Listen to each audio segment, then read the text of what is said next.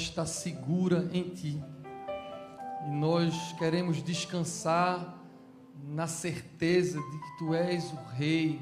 Cantamos essa manhã sobre o Senhor reinar sobre nós, não apenas de palavras ou num rito, mas de verdade. Reina sobre nós, porque na certeza que o Senhor reina e é soberano, nós descansamos nos Teus braços de amor. Que agora a Tua palavra aqueça o nosso coração, transforme a nossa vida, em nome de Jesus. Senhor, faz o que homem nenhum pode fazer, encontra, Senhor, os desejos mais profundos da nossa alma, supre as carências, Senhor, da nossa vida, edifica a nossa vida, alimenta a nossa alma essa manhã com a Tua palavra. É assim que nós oramos e cremos, em nome de Jesus. Amém. Podem sentar, meus irmãos. Glória a Deus. Que coisa linda. Tão bom estar aqui com vocês no culto da manhã. E eu acabei de pregar esse sermão no culto das 8, também estava cheio. Eu pensei que não ia vir muita gente por causa da chuva, mas estava cheio também às 8 horas da manhã. E o bom de pregar o mesmo sermão duas vezes, no meu caso vai ser 3, porque de tarde ainda vou pregar lá na nossa igreja em Seara dos Corais. Primeiro de tudo, tu está fazendo o que aqui, Betão? Tu casou ontem, tu está aqui, meu irmão. Thaís, pelo amor de Deus, tu viaja quando? Vai-se embora, irmão. Fiquei nervoso agora quando eu vi o cara. Casei o cara ontem, vi a figura estava ali. Mas, irmãos, o bom de pregar assim o mesmo sermão é que eu tenho certeza absoluta que se o Espírito Santo não falar com você, você não estiver aberto ao Espírito Santo, nós vamos perder meia hora, que é o tempo que eu acho que vou pregar hoje do nosso dia.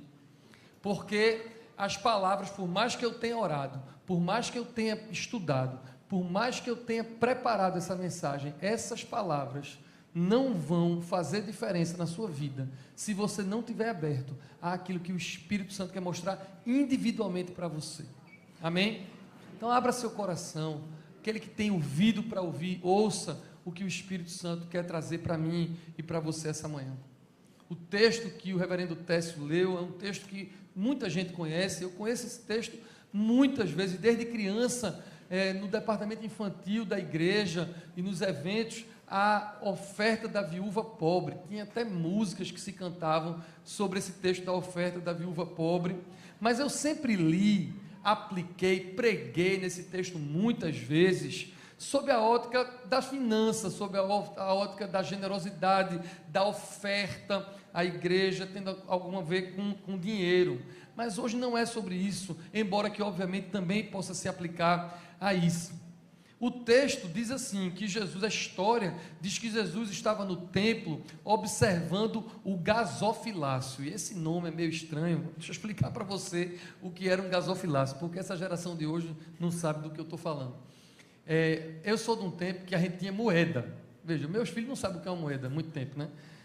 E a gente trazia para a igreja as ofertas em dinheiro. Tinha uma época, isso aí realmente quem tem menos de 30 não sabe nem o que é isso, que tinha contra-cheque. Vê, contra-cheque ninguém sabe o que é. Cédula, moeda, e a gente trazia as ofertas para a igreja assim. Há 2000 anos atrás, no tempo de Jesus, nem papel moeda tinha, muito menos contra-cheque. Esqueça Pix.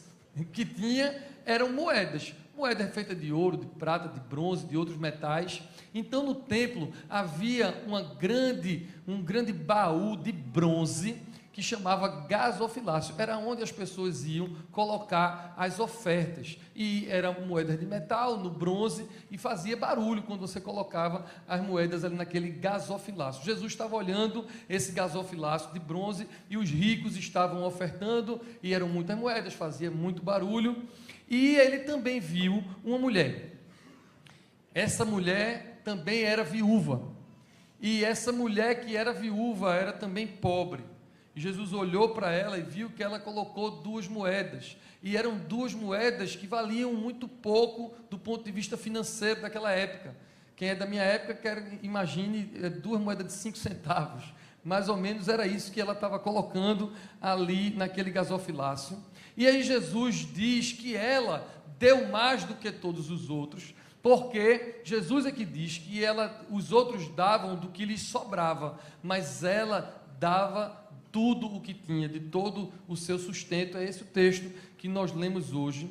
E antes de qualquer coisa, eu quero dizer a vocês que o que me chamou a atenção para pregar esse texto hoje foi, antes de tratar da questão da oferta em si, foi sobre o olhar de Jesus. Essa é a primeira reflexão que eu quero trazer hoje para vocês.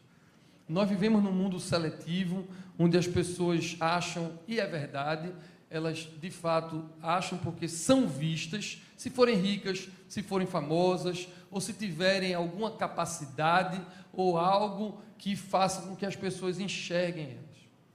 Mas o fato de Jesus estar naquele templo, olhando para aquele gasofilácio e notar aquela mulher viúva, pobre, nos ensina que aos olhos do Senhor ninguém passa despercebido. Você veio para cá e você não passa despercebido. Você que é rico, você que é pobre, você que está casado, está solteiro, você que foi divorciado, você que é viúvo, você que é jovem, adolescente, idoso, você que está com saúde, você que está doente, você não passa despercebido aos olhos de Jesus. E eu vou falar algo agora que o texto não diz, e eu não acho que seja o propósito do texto. Eu vou só aqui fazer uma reflexão que me parece fazer sentido. Então receba isso com muita cautela, porque não é a aplicação direta do texto.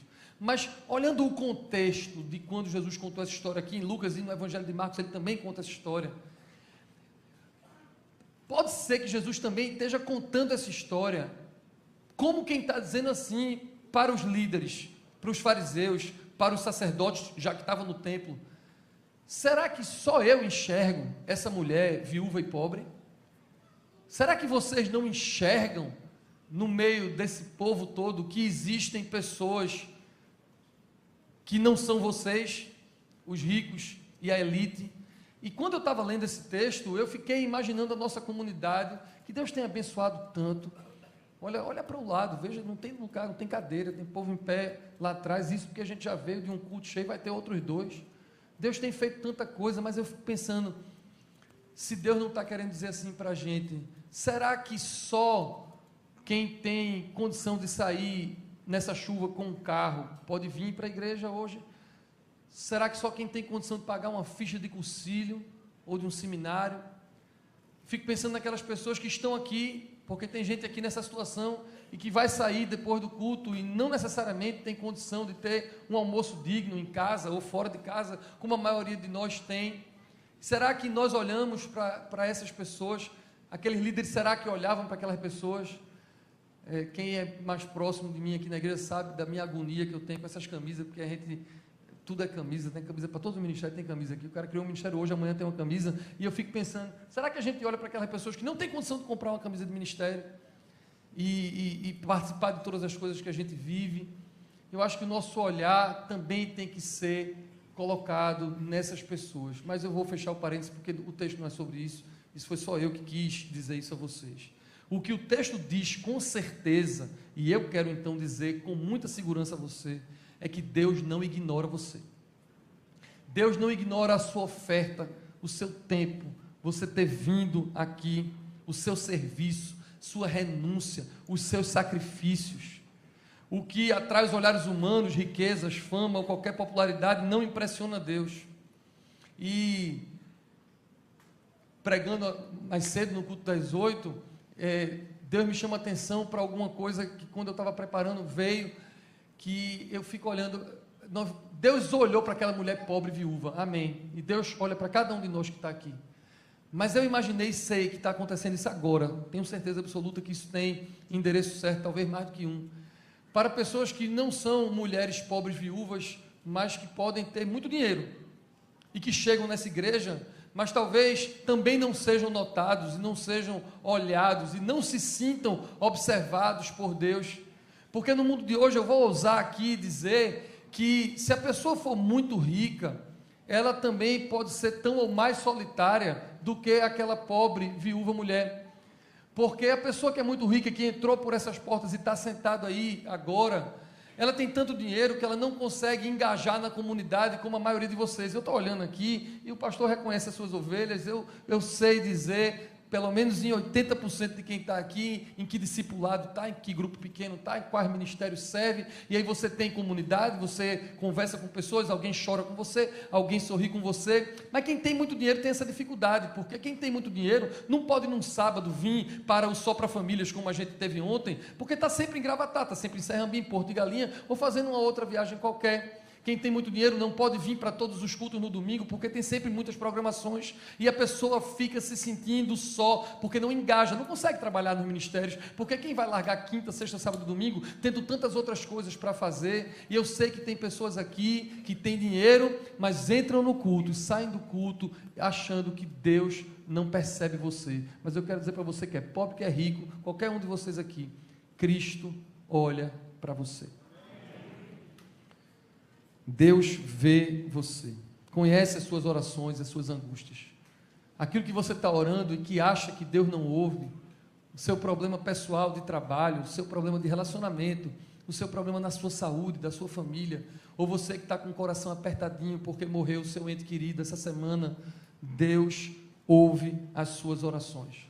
Você talvez não tenha o seu nome conhecido, mas essa viúva, mulher pobre, a gente também não sabe o nome dela, mas Jesus estava olhando para ela. Amém? Numa igreja grande como a nossa, tem um fenômeno que acontece, e que eu fico todo errado com isso, mas acontece, que as pessoas que estão chegando agora, as pessoas que estão começando a andar com Cristo, elas transferem para nós, ministros, uma imagem mesmo de Deus, assim. Lógico, também eu estou todo de branco, 1,5 m de altura de vocês. O povo olha para mim, sobretudo as crianças. Tem criança que olha para mim e eu com essa barba faz Jesus, certinho. No departamento infantil tem umas crianças que acham que eu sou Jesus. Mas tem muito adulto que acha que nós somos Deus da seguinte maneira: se a pessoa chega num culto ou num evento qualquer e eu olho e sorrio e dou um abraço, a pessoa se sente acolhida e abraçada pelo Senhor. É um negócio impressionante. E eu tenho essa noção de como as pessoas às vezes olham para a gente e nós estamos ali e qualquer olhar, qualquer toque é Deus falando com elas. Agora, o problema é que isso é para o bom e é para o ruim, né? Se eu passo e não falo, por qualquer motivo eu não esteja sorrindo, por qualquer motivo eu esteja agoniado, e eu não preciso de muito motivo para ser agoniado, as pessoas às vezes se sentem não vistas pelo Senhor. As pessoas se sentem como se Deus não estivesse olhando para elas. Mas deixa eu dizer isso a você, é importante, ainda que eu não saiba o seu nome, ou qualquer ministro daqui da igreja, qualquer líder, ainda que a gente não saiba o seu nome, ainda que a gente não sorria para você, ou ainda que a gente não fale, porque é impossível falar com 4.000 pessoas aqui nos domingos, Deus vê você.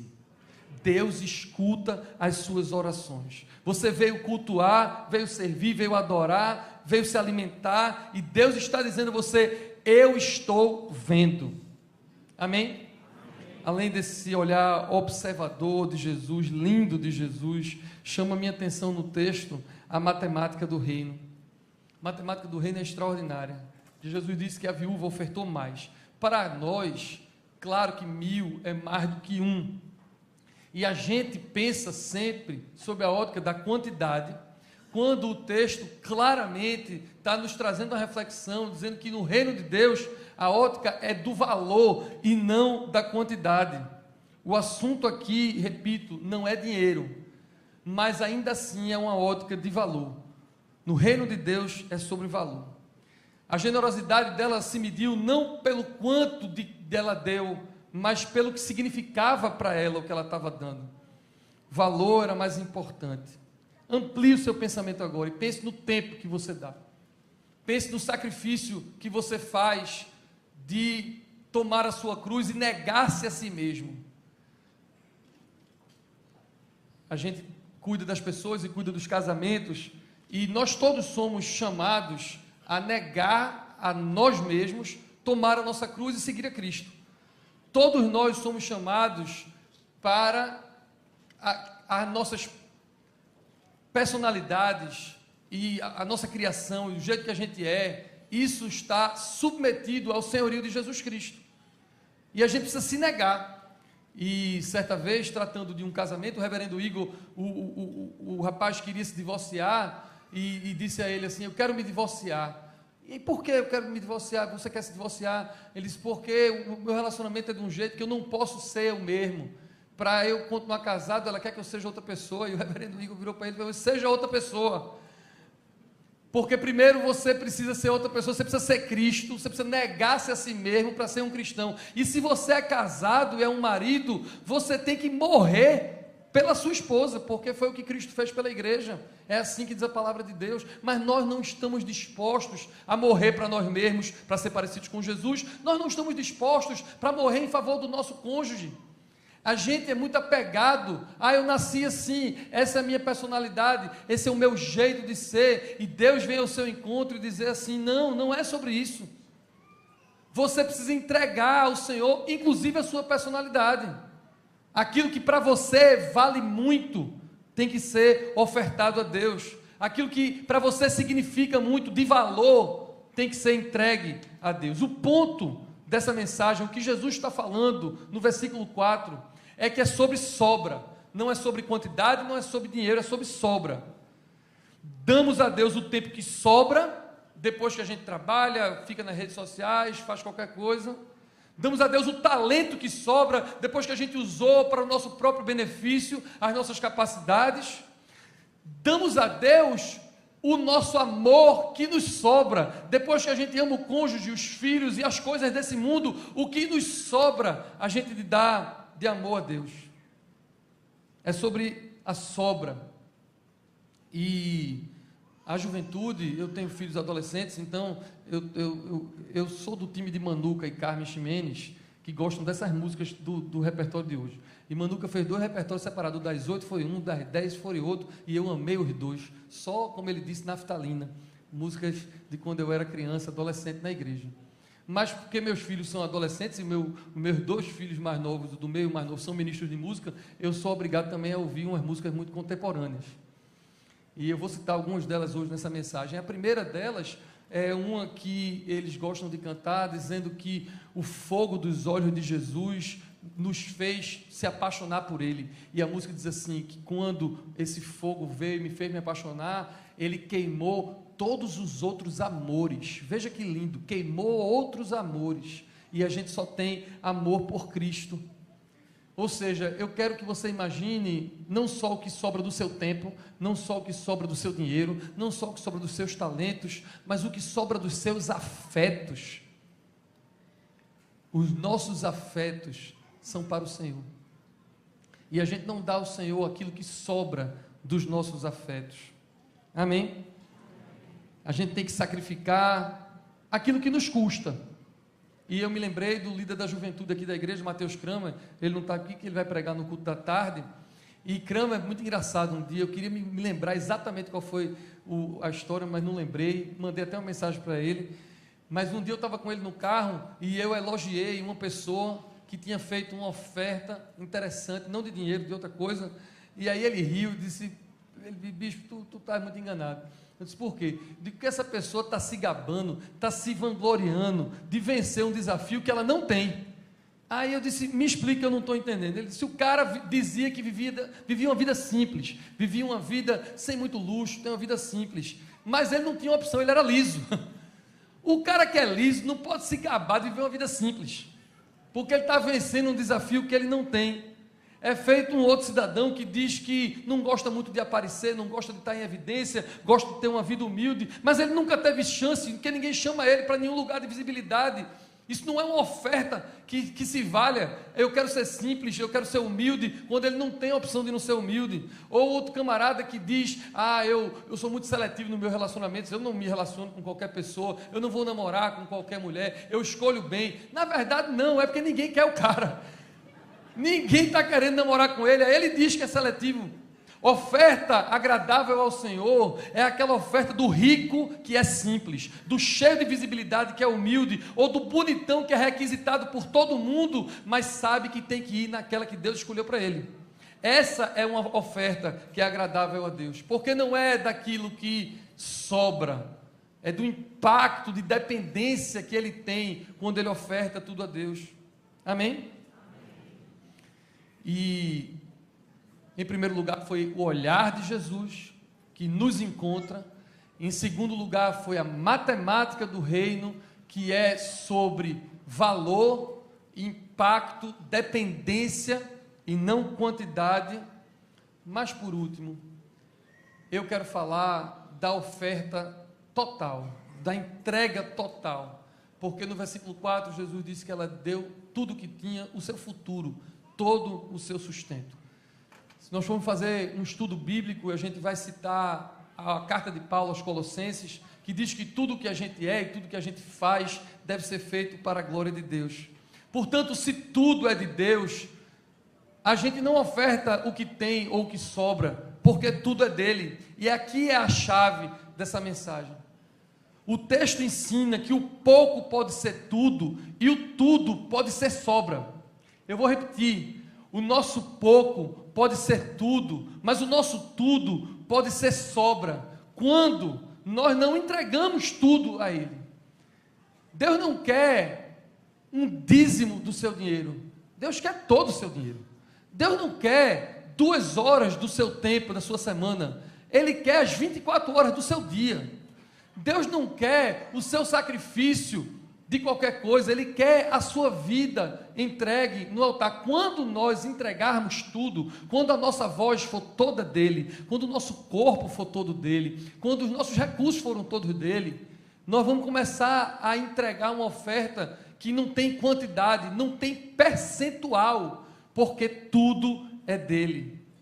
Mexe na nossa dependência, e isso é muito lindo. Os nossos afetos são todos dele. Quando isso for assim, nada, meu irmão e minha irmã, nem acordar num dia chuvoso que dá vontade de ficar na cama e vir para a igreja, nada vai ser por obrigação, nada vai ser porque você é obrigado a fazer, tudo vai ser oferta voluntária de amor.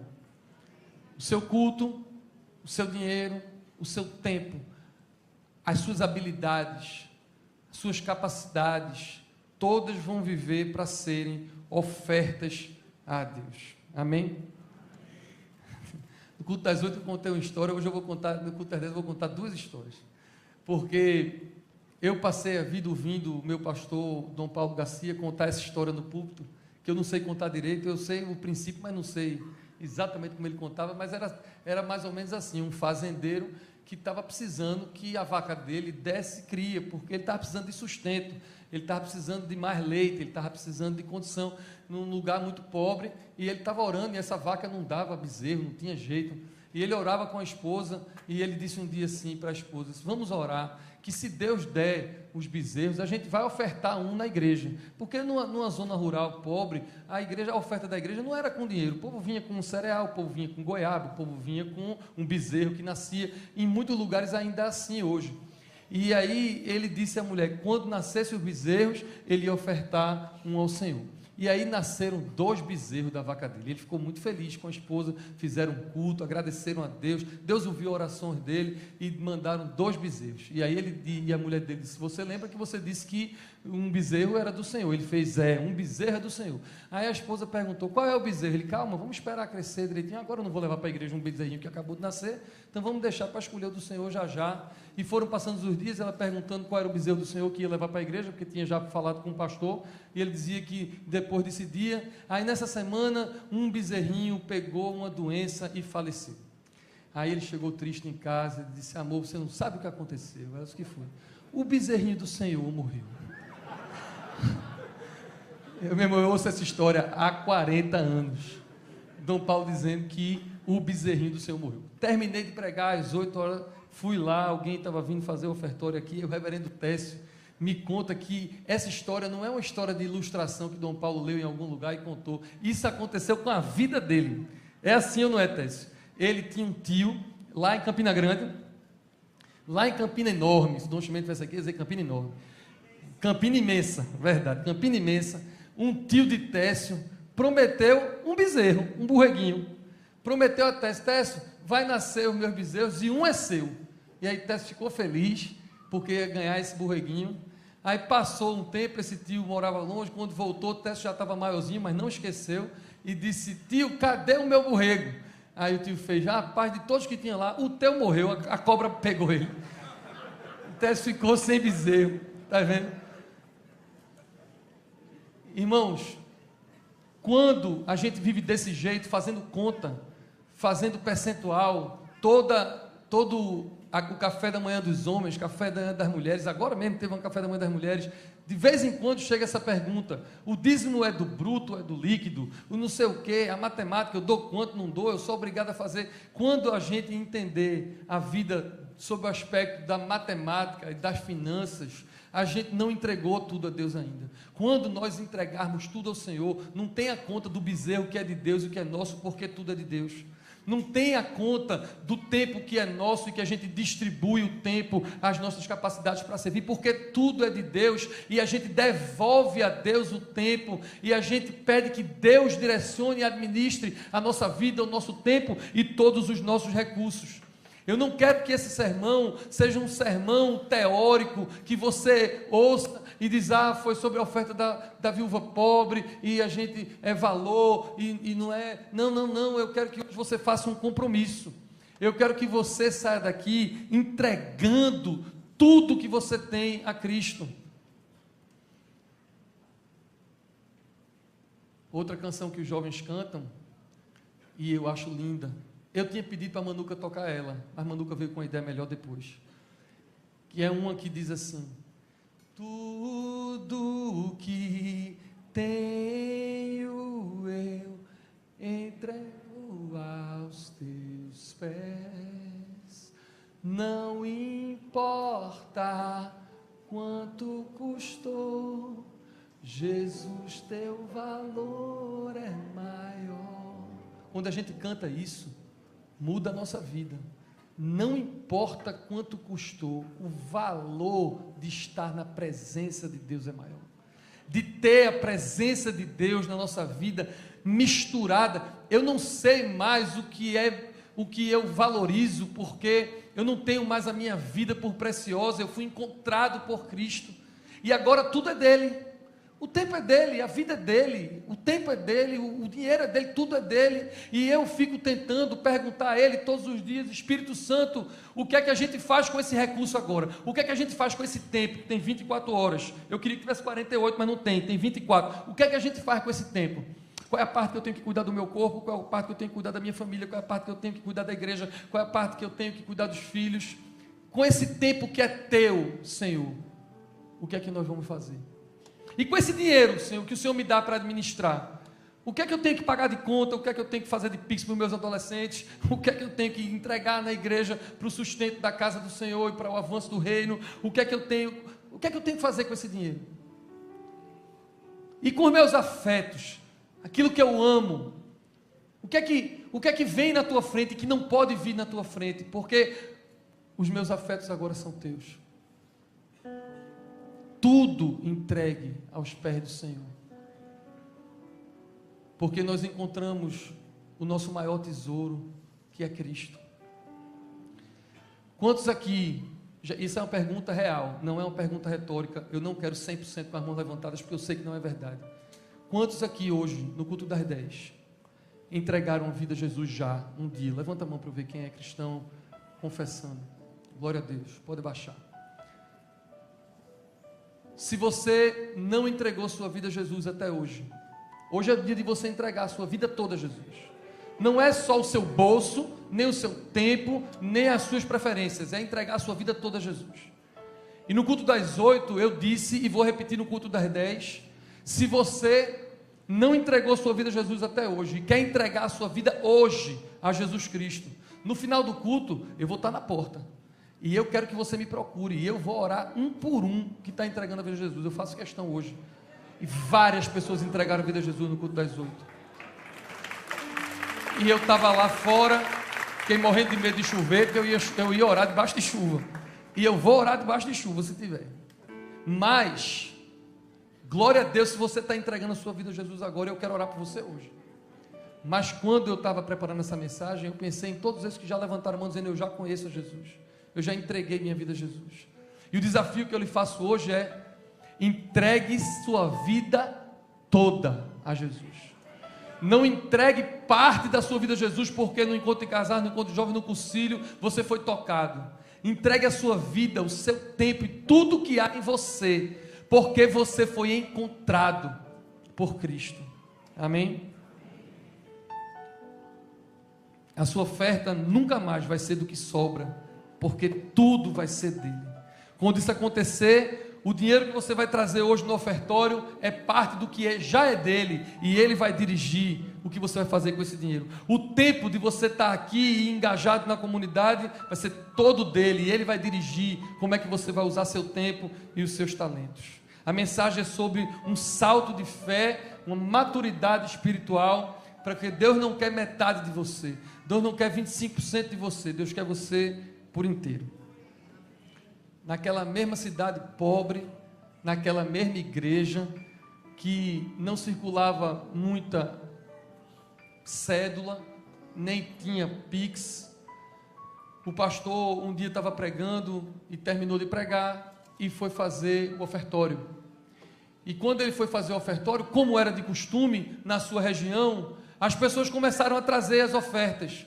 Um trouxe um saco com 2 mangas e depositou num grande cesto que tinha na frente do altar. O outro trouxe um saco de cereais da sua lavoura que tinha dado e colocou. O outro trouxe banana. O outro trouxe umas moedas que tinha. E cada um membro da sua igreja, então, estava trazendo a oferta, devolvendo a Deus uma parte daquilo que era dele e que estava sendo administrado. E quando estava terminando o momento do ofertório, o pastor viu uma criança. E a criança estava cheia de lágrimas nos seus olhos. E ela vinha andando solenemente em direção ao cesto, ao gasofilácio das ofertas. E o pastor esperou ele chegar cada vez mais próximo, vendo as lágrimas do rosto. E ele pediu para falar ao pastor, e o pastor: diga, meu filho. E ele disse: pastor, eu não tenho nada para entregar de oferta hoje, então eu quero entregar a mim mesmo. E ele entrou dentro da cesta e se sentou. Essa criança entendeu Lucas capítulo 21, versos 1 a 4. Não é sobre o que a gente dá, é a nossa vida entregue no altar. Eu oro, meus irmãos, fecha seus olhos, onde você está agora? Eu oro para que Deus coloque diante de você agora, onde você está, sentado, em pé, ou em casa assistindo pela internet.